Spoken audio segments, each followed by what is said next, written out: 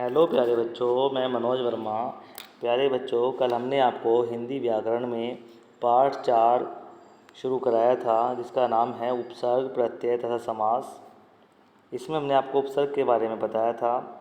उपसर्ग बच्चों वे शब्द होते हैं, वे शब्दांश होते हैं जो किसी भी शब्द के पहले जुड़कर उनके अर्थ में परिवर्तन ला देते हैं। उपसर्ग के 4 प्रकार के उपसर्ग होते हैं, 4 भेद होते हैं। चारों भेदों में से पहला भेद संस्कृत के उपसर्ग हमने पिछली वीडियो में आपको करा दिया था। आप पिछली वीडियो ज़रूर देखें। इसके बाद आज हम कराने जा रहे हैं हिंदी के उपसर्ग और उर्दू के उपसर्ग। आज की वीडियो में आप पढ़ेंगे हिंदी के उपसर्ग और उर्दू के उपसर्ग। तो आइए शुरू करते हैं। सबसे पहले हिंदी के उपसर्ग में लिखा है औ और अव, और उसका अर्थ होता है हीनता रहित। शब्द रचना है अवगुण, अवघट, अवनति, अवगुण, अवतार। अगला दिया है उपसर्ग अन। अन उपसर्ग का अर्थ होता है अभाव, नहीं। और शब्द बनते हैं अनजान, अनपढ़, अनमोल, अनबन। इसके बाद है उ।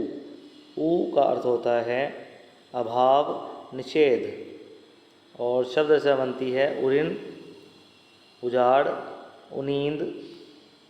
इसके बाद अगला दिया है ति। ति का अर्थ होता है तीन, तिगुना, तिपाई, तिराहा, तिपैया। फिर दिया है दु। दु का अर्थ होता है दो, और शब्द बनते हैं दुगुना, दुभाषिया, दुबला, दुमंजिला, दुअन्नी।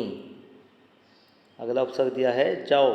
चौ का अर्थ होता है चार, और शब्द बनते हैं चौराहा, चौगुना, चौमासा, चौतरफा, चौमुखा।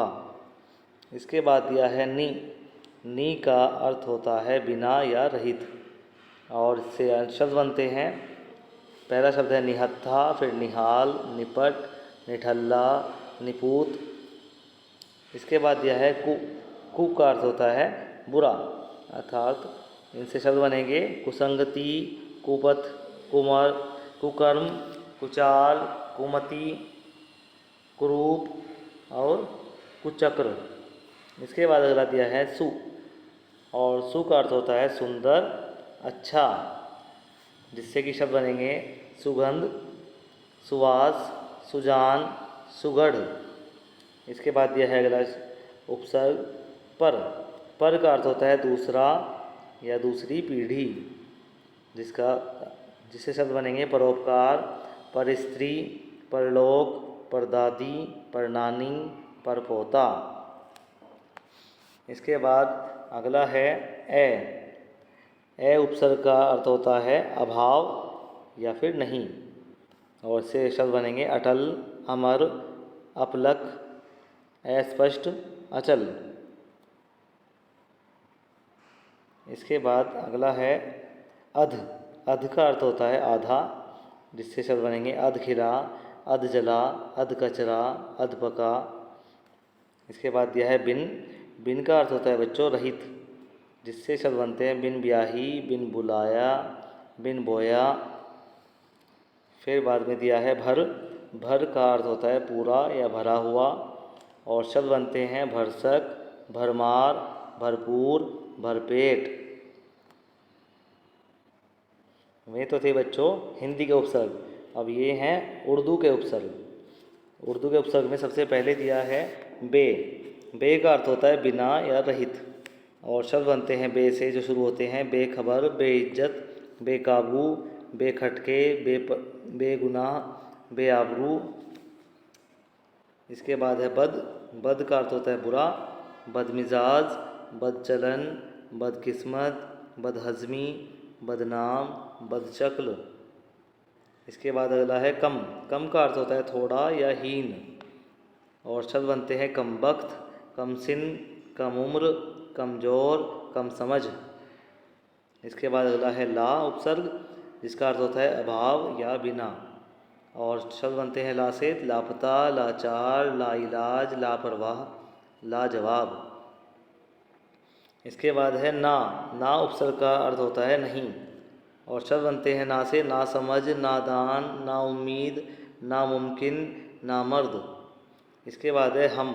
हम का अर्थ होता है साथ और इससे बनते हैं हमदर्द, हमजोली, हमसफ़र, हमराज, हमराह, हमशक्ल। इसके बाद है खुश। खुश का अर्थ होता है अच्छा और शब्द बनते हैं खुशकिस्मत, खुशखबरी, खुशबू, खुशमिजाज, खुशहाल। इसके बाद है दर। दर का अर्थ होता है में और शब्द बनेंगे दरमियान, दरगुजर, दरकिनार। इसके बाद अगला बच्चों दिया है उपसर्ग हर। हर उपसर्ग का अर्थ होता है सभी या प्रत्येक और इससे शब्द बनेंगे हर एक, हर तरफ, हर रोज़, हर साल, हर दिन, हर पल, हर चीज़, हर दिल।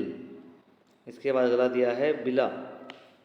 बिला का जो बनेगा, बिला का अर्थ होता है बिना, तो इसका शब्द बनेंगे बिला वजह, बिला नागा, बिला शक। इसके बाद अगला दिया है बच्चों एन। एन का अर्थ होता है ठीक या पूरा और इससे शब्द बनेंगे एन वक्त, एन मौका। इसके बाद अगला दिया है गैर और गैर से, गैर का अर्थ होता है भिन्न, जिससे शब्द बनेंगे गैर जिम्मेदार, गैर सरकारी, गैर ज़रूरी, गैर मुल्क, गैर मर्द। इसके बाद आता है सर। सर का अर्थ होता है मुख्य या प्रमुख, जैसे कि इससे शब्द बनते हैं सरहद, सरकार, सरपंच, सरताज, सरमाया, सरदार। और उर्दू का अंतिम उपसर्ग है बा। बा का अर्थ होता है के साथ और इससे शब्द बनेंगे बाकायदा, बाअदब, बाइज्जत।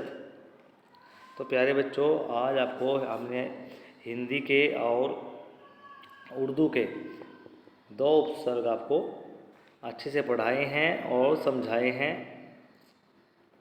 तो प्यारे बच्चों, आपको भी इनको अच्छे से पढ़ना है और समझना है। उर्दू के उपसर्ग और उससे पहले हमने आपको पढ़ाए थे हिंदी के उपसर्ग, ये दोनों आपको पढ़ने हैं। और जो बच्चे वीडियो देख रहे हैं वे अपने नाम के साथ यस सर लिखकर कमेंट बॉक्स में ज़रूर टाइप करें। आज का कार्य इतना ही। धन्यवाद।